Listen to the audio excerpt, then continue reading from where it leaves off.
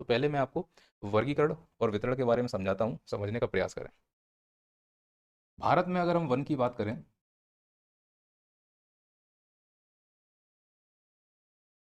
तो भारत के वनों को सामान्यतः दो प्रकार से कैटेगराइज किया जाता है।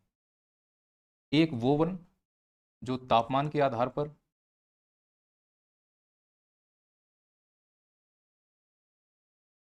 वर्गीकृत किए गए हैं,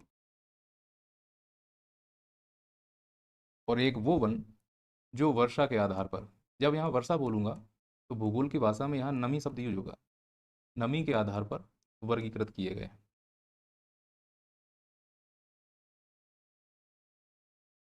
तो कुल मिलाकर जो वनस्पतियाँ हैं वो कई सारे कारकों पर निर्भर करती हैं।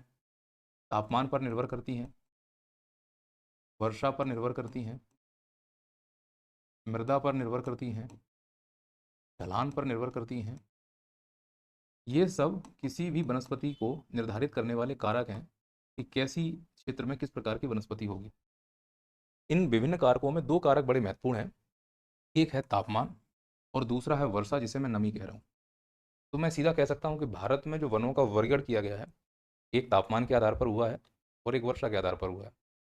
जब मैं बोलूँगा कि भारत में वनों का वर्गीकरण तापमान के आधार पर कर रहा हूँ, तो सामान्यतः ऐसे जो वन हैं ये ऊंचाई पर प्राप्त होंगे।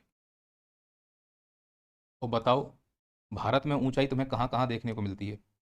अगर भारत के भूगोल को थोड़ा सा भी अच्छे से पढ़े हो तो तुम्हें तुरंत समझ में आ जाएगा कि भारत पे जो ऊंचाई है, एक तो ये वाला हिस्सा, इसे हम हिमालयी क्षेत्र कहते हैं। इसके अलावा मध्य प्रदेश में विंध्याचल में भी ऊंचाई है, सतपुड़ा में भी ऊंचाई है, अरावली में भी ऊंचाई है, पश्चिमी घाट में भी ऊंचाई है, पूर्वी घाट में भी ऊंचाई है। तो है या नहीं है? तो जब मैं बोलूँगा तापमान के आधार पर, तो तुम भारत के वो सब स्थलाकृतियाँ ढूंढ लेना जिनमें औसतन ऊंचाई 1200 मीटर से ज़्यादा हो। तो 1200 से मीटर से ज़्यादा लगभग सभी हमारे पर्वतीय क्षेत्र जो हैं वो औसत ऊंचाई हासिल कर रहे हैं।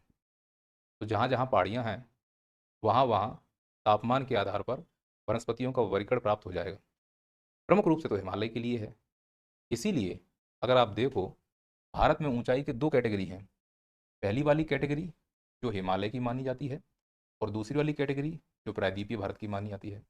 तो इस हिसाब से तापमान के आधार पर भारत में वनों का वर्गीकरण अगर ऊंचाई के आधार पर करेंगे तो एक हो जाएंगे हिमालयी वन, नहीं होंगे बताओ? तो एक हो जाएंगे प्रायद्वीपीय वन।